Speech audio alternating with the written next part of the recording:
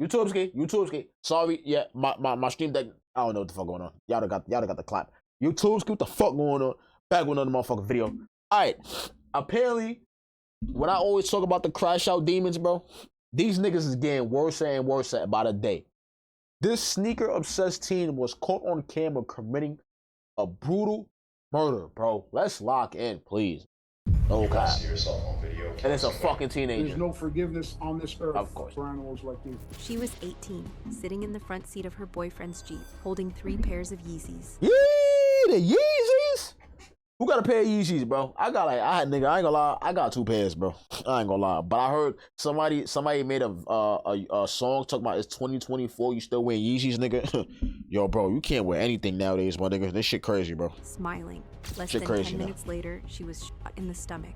And as Damn. her boyfriend begged 911 to keep her alive, the shooter disappeared into the night. No trace, no cash, no sneakers. So a nigga did it for nothing.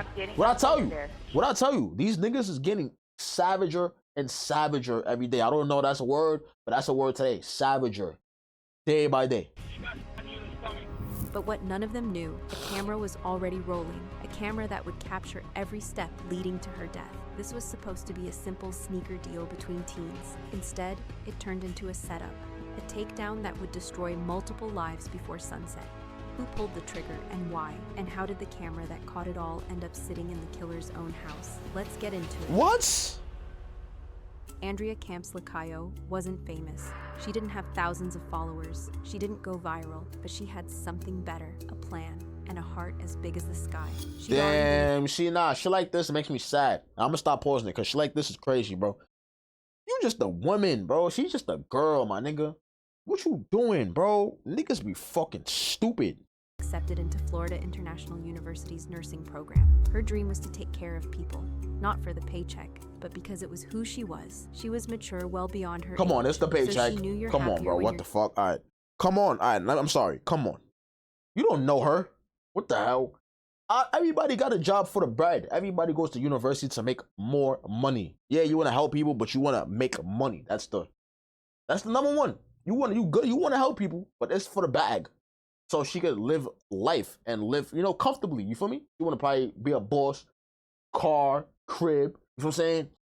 A career, have her own. You need that money on. All right, you need that money on, and she wanted that money on. You're giving, not when you're taking, which is what makes this case so heartbreaking. Friends said her smile hit you like a warm breeze. She was sharp and real in a world that's increasingly curated. Her Instagram was candid, photos in her school hoodie, her hair in a bun, sunlight hitting her cheek, silly videos with her boyfriend, Sergio Bourbon, in the background. He was her first love. She was his everything. And Damn. together, they were figuring life out in a world that had suddenly gone upside down. Because this was 2020, the start of the pandemic. Damn. Everyone was out of school, work, or plans. And like a lot of teens, they started hustling online. That's how I ain't gonna lie, bro. I think that's when I started streaming. 2020. No bat. I should have took that shit. Yo, bro, but here's what I fucked up at. I was trying to go pro like a dickhead. Why am I trying to go pro at Fortnite, bro, at the age of 21? What was wrong with me? I was getting paid on Twitch. Don't get me wrong now. I was getting paid a little bit. But what was wrong with me, bro? I should have got a face cam. I should have turned the fuck up. What is wrong, bro? What was wrong, my nigga? But I ain't gonna lie, though. Rest in peace to everybody during COVID. I ain't gonna lie. I was getting that money on. I ain't gonna lie. That back end, that back pay. That back pay, niggas know. If you a real nigga, you know that back pay was crazy. how Andrea ended up in that Jeep, on that street, with those sneakers. Back in early 2020, everybody was scrambling. Schools shut down, stores closed, sports stopped. But social media, it was louder than ever, and sneaker culture had exploded. If you had the right pair of kicks in the right size, you could flip them for 3 times the retail That's a price. fact. And Not that's 3 times, exactly but what Sergio was doing. He wasn't scamming. He was smart. He kept also he's a receipts, retail seller. verified authenticity, and took clean pics. Andrea helped. She wasn't into sneakers herself, but she was into him. She'd ride shotgun on drop-offs, hold boxes, That's and fine. track listings, That's or fine. DM buyers. It was their little system, and it worked until it didn't. That week, they had a big sale lined up. 3 pairs of Adidas Yeezys, worth over $900. And a buyer reached out, smooth, polite, fast on replies. His name, George Walton. He didn't haggle or ghost. In fact, he seemed in a hurry, said he wanted the shoes, ASAP. When Sergio asked Andrea if she thought he was legit, she said she thought so. So they arranged the meetup through DMS, dropped a pin, set the time. Everything seemed chill. I'm not gonna lie, in certain situations like this, because I remember I used to do like it was a group on Facebook in New York. It was called Buying and Selling. You feel me? So I'm not gonna lie, when I used to be on buying and selling, luckily, I used to like sell my shit. You feel me? I'm not gonna lie, but I was like in the 10th grade, nigga. I was trying to make that money. I used to always try to apply for summer youth, but it never worked out. But it was buying and selling, right? So people used to like have shit. They used to sell it. We used to meet people online, strangers. Yes, used to meet strangers online. But it's like limited, right? So for example, you would meet somebody, but they'll tell you, "Yo, meet me in front of Champs," or meet me in front of the train station in front of these cops, or you feel me? So niggas don't do funny shit. You feel me? And luckily, throughout my journey of doing that, thank you, God was on my side, that I never had to deal with none of that. Nobody trying to scam me or nobody trying to kill me over some fucking shoes or sweats. Because I used to have shoes that I always wanted to sell, or that I just wanted to sell because I just wanted a quick buck. You feel me? But George Walton wasn't looking for But shoes. the thing is, I was about to say, the thing is with that, you got sometimes niggas be looking skeptical, bro. I don't give a fuck. Sometimes you gotta judge niggas for how they look, bro. Real shit. Sometimes you judging niggas, and I don't give a fuck. Yeah, it's not good to judge a book by its cover, but when it comes to selling shit, judge a book by its cover, my nigga. That ass, bro. I don't give a fuck. I don't care, bro. Judge a book by its cover, my nigga. Because he probably saw his face. Oh, I don't know if he saw his profile picture. I don't know what it was. But I don't give a fuck, nigga. I go by profile pictures, bro. Real shit. Like, I go by profile pictures. I tell niggas FaceTime me. I go by all that, bro. Real shit. Like, that ass, like, I tell niggas come alone. And I'm not going to meet niggas. I'm going to tell niggas, yo, bro, meet me over here. You know what I'm saying? Or Zell me. Real shit. I'm not about to go to a nigga and he don't got no. Fuck that. Figure out a way. If you got cash, figure out a way how to get that shit. Figure out a way how to get that shit. I'm gonna drop it right here. You meet me and don't even come to my car. I move so tight, bro. He was looking. People gonna call it scary. I don't give a fuck. Didn't care who got hurt to get it. See, George was 19, barely out of high school, but online, he acted like he'd made it. But it was smoke and mirrors, because behind the scenes, George was broke and desperate. And Dusty on April nigga. 7th, 2020, Dirty ass nigga. he decided What am he'd I, rather mother? steal that flex than earn it. So he called in backup, his 19-year-old friend, Adrian Cosby. Oh, you crashed out with him? Who always chose violence over reason. The plan was simple. Show up, pretend to be a buyer, steal the Yeezys, get gone before anyone could react. Except, Andrea was there, and George didn't bring any money, just a setup that would turn fatal. The meetup was set for sundown, but something about the location felt off. Sergio got the pin through Instagram, and it didn't lead to a mall or a school parking lot or even someone's front porch. It led to an empty lot on the edge of Homestead. Oh, the house fuck they no. were supposed to meet at wasn't I'da- really a house anymore. I'da drove It was off. hollowed out and half rotted, the windows busted. It was the kind of setting that made you lock your doors when you drove past it. If Sergio had been older, maybe he would have turned the car around. Maybe he would have told Andrea, "This doesn't feel right," and they would have I gone feel him, home. though. But these were two teens trying to make a few $100 I feel him. selling sneakers. This wasn't their first meetup. They'd done drops like this before, in grocery store lots, in quiet driveways, in parking garages. And every time, it had gone just fine. That's the thing about teenage hustle culture. Danger doesn't always register as danger. You follow the buyer's lead, stay quick, stay alert, and move on. So even when the address came through and it looked like a scene from a horror movie, Sergio didn't flinch. He drove there anyway. Andrea, sitting in the passenger seat, didn't seem worried either. They parked outside the abandoned property. The shoes were boxed and clean, stacked neatly in the back seat. But the moment George Walton came walking up to that Jeep, everything started to shift. This nigga's dirty. From the outside, Dirty George nigga. looked like Ugly, dirty nigga. What about mother? Y'all hate dusty niggas, bro. Like, alright, robbing them, cool. It's cool, whatever. You feel what I'm saying? I was in the streets. I know how it go. You feel what I'm saying? Robbing them, cool. But you want to carry robbery going wrong, nigga? Come on, gang.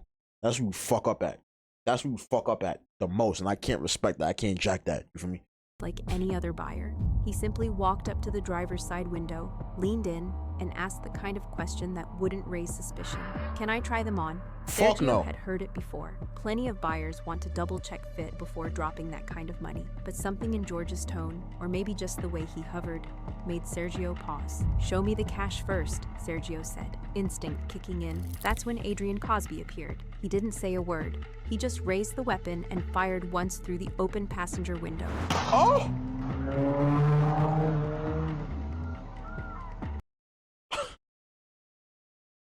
So the nigga, so you have your mans that's a crash out, bug out, retarded day room nigga just come out of nowhere and just shoot the girl? Y'all didn't take no cash, no nothing? What the fuck is this, yo, bro? What type of dumb, stupid niggas is y'all, bro? So so you now have to do life because you just walked up into a car and shot at the passenger seat and just ran off. You didn't even take no sneakers. You didn't take nothing. You just wanted to shoot. The bullet hit Andrea in the torso, right below the ribs. Her body jolted, then slumped forward against the seatbelt. Sergio screamed. He reached for her, one hand trying to hold her together, the other fumbling for his phone. Okay, please help. Yes, sir, I'm getting help over there. She got shot in the stomach. Okay, and you? On my arm, but I'm fine. I just Okay. need help for her. Yeah, Sergio was hit too. A bullet had grazed his arm, and yet he was driving at top speed, on the line with a 911 dispatcher, with one thing in mind: save his girlfriend. The dispatcher on the other end kept him talking, told him to put pressure on the wound, but Andrea was slipping fast. She couldn't even look at Sergio. The female that put you in, she still awake? Yes, she's awake. She just threw up. I'm putting Damn. her on the wound right now. All the while, Sergio kept driving. The Jeep peeled out of that dead-end street. He didn't know where he was going, just that he had to get help. He pulled over a few blocks away, still talking to 911, still begging for them to hurry. Please, I really need your help. By the time paramedics arrived, Andrea's breathing was shallow. Her pulse was fading. They loaded her into the ambulance and sped off, but her condition was already critical. Sergio never got to say goodbye. Andrea was rushed to a hospital while Sergio was stopped and checked by the paramedics. Okay. No, you're fine right now because all that ground is pumping. Give it 10 minutes and you don't know. Where you got shot at? Don't worry, let us check you out. If you're fine, we'll let you go, all right? Oh.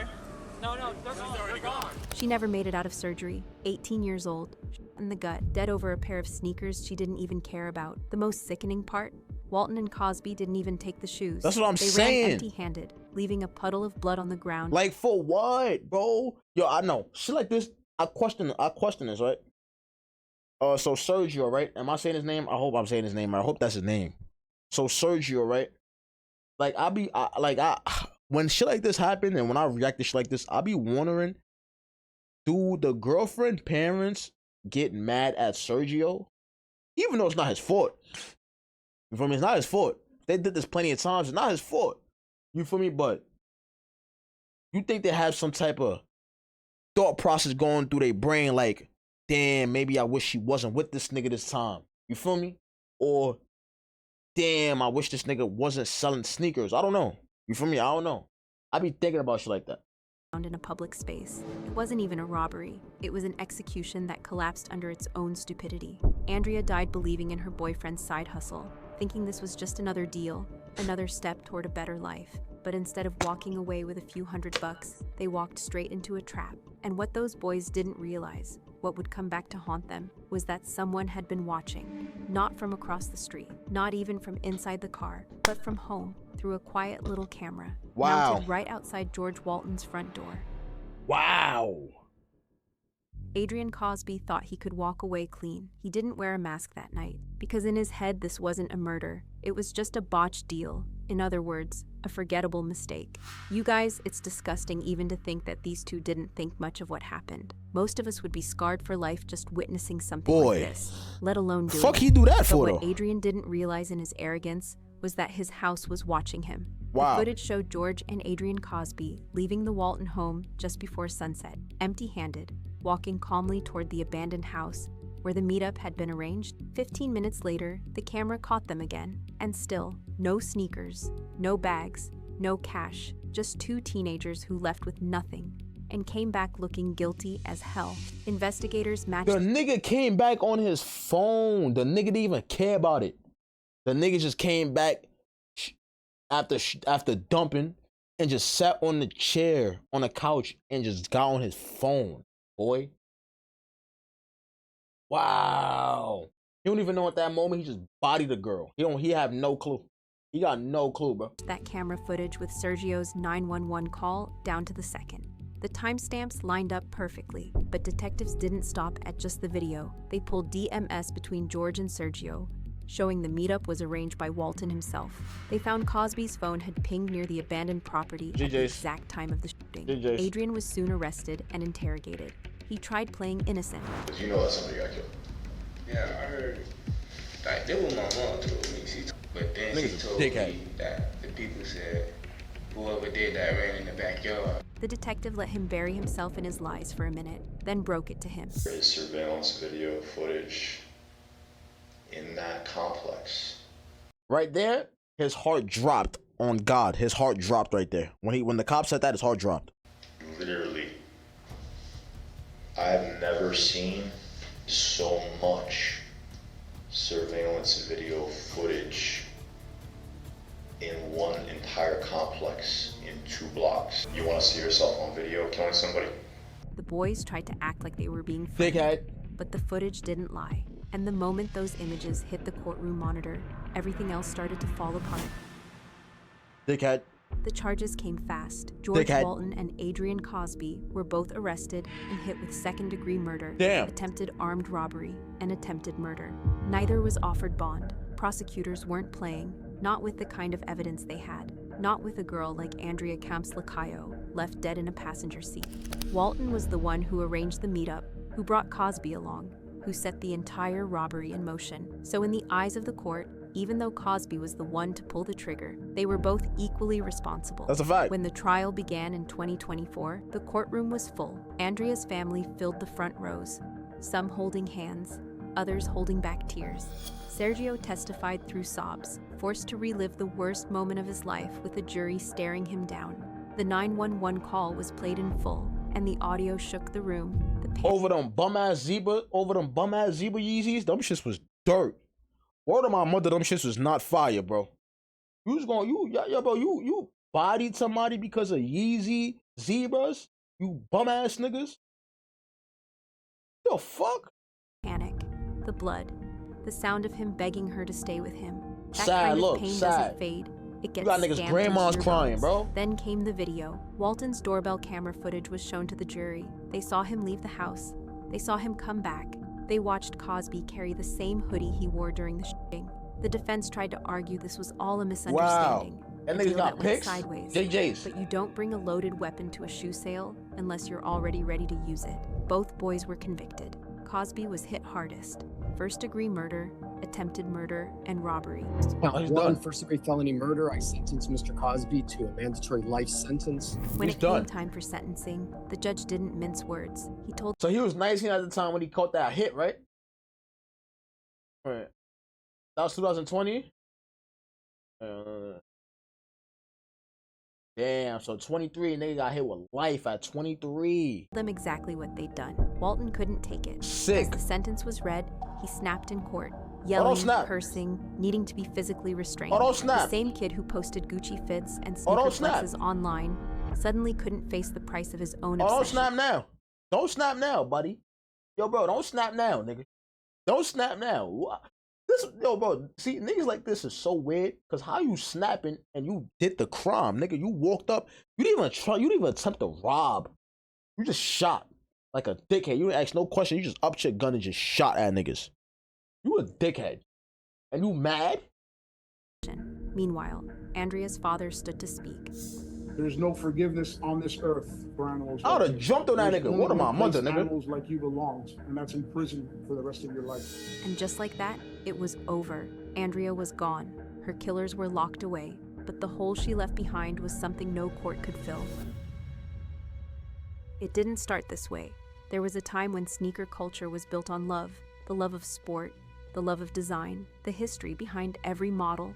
from Jordan's game-worn got highs to limited PlayStation Nike leggings? drops that told a story. That's crazy. But that era didn't last. Not once the money showed up. By the 2010s, sneaker culture had become something else entirely. That's The a shoes fact. were no longer about personal style. That's a fact. Niggas want to sell that shit. Niggas just want. Nah. It's still about getting fly, but I ain't gonna lie though. It got real when niggas was online for them. When I seen niggas online overnights sleeping outside for sneakers. Shout out to them niggas. I would never do no shit like that. I ain't gonna lie. I'm sorry. Like I fuck with sneakers, but I don't love sneakers enough to just sleep overnight, my nigga. Like I don't, bro.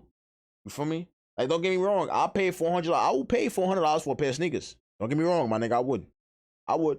I had the gammas, bro. Them shits was like $380. No cap.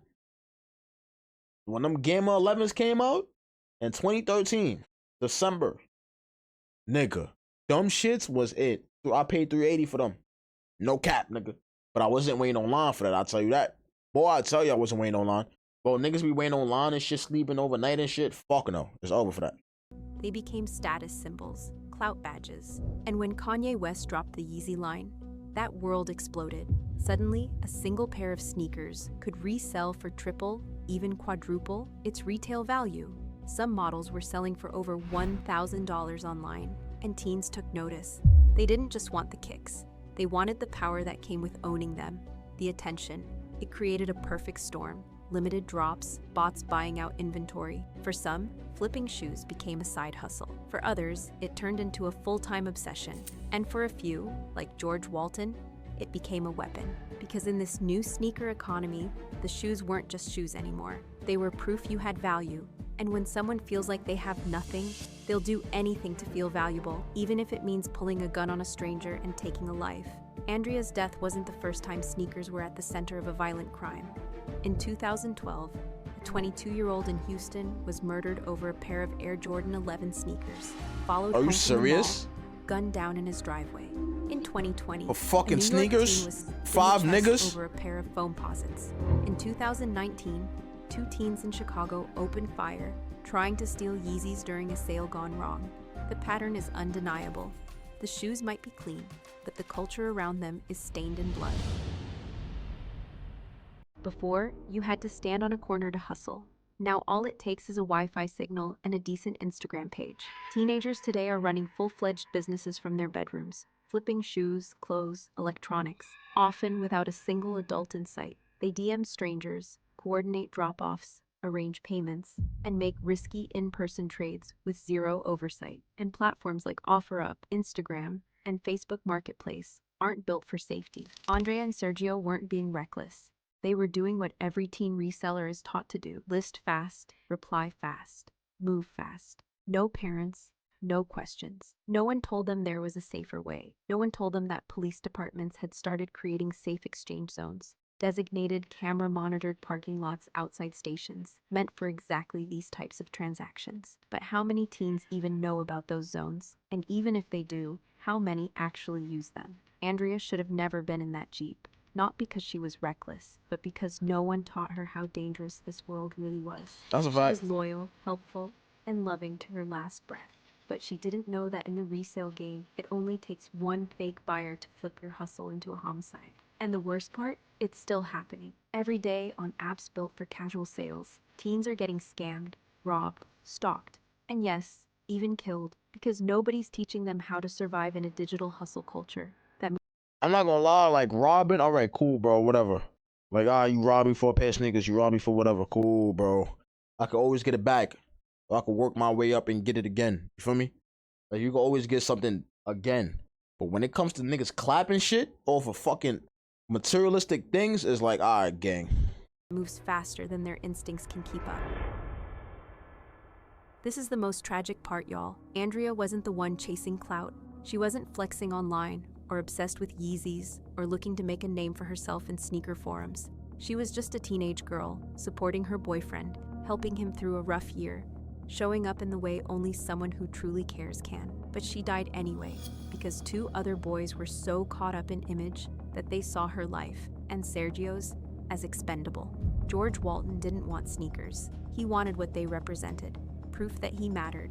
But here's the truth we don't want to admit. This mindset didn't come out of nowhere. We taught it to him. We built a culture that rewards status over substance. We celebrate hustlers who never earned what they flaunt.